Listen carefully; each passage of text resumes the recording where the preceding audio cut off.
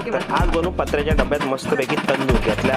15 लिटरचा डबा, त्याला घेतला कापून. कोंबडी लावायला घेतला गस ठोकून, त्याच्यात आपल्याला कोंबडी लावायची. लगेच कोंबडी घेतली मस्तपैकी धुवून, कोंबडीवर केले मस्तपैकी वार. त्याच्यात आपल्याला मीठ मसाला घुसला पाहिजे ना, मग मस्तपैकी चव लागते. कधी पण वार करून घ्यायचे म्हणजे आपली तंदूर लगेच शिजते एकदम. लगेच मॅरिनेट करायला सुरुवात. वाटण घेतला, लगेच थोडासा गरम मसाला, थोडासा मसाला आपल्या घरचा, थोडासा चिंग चटणी, थोडासा मॅगी मसाला, थोडासा दही आणि लगेच सारा कालवाचा ना लालच करून टाकायचा. लगेच फॉईल टाकली, लगेच त्याच्यावर कोंबड्या लावल्या ना, लगेच डबा ठेवला, लगेच त्याच्या बाजूला लावला कॉईल, म्हणजेच कॉल्सा लगेच फाट्या बी त्याला थोडीशी ठेवली, लगेच लावून टाकली. त्याला आग नाही जोरात लावली, अगदी जरूरतून ना. अर्ध्या तासात लगेच झाली ना कोंबडी भाई खायच्या लायकीची. बघ कशी भुजले, एक नंबर.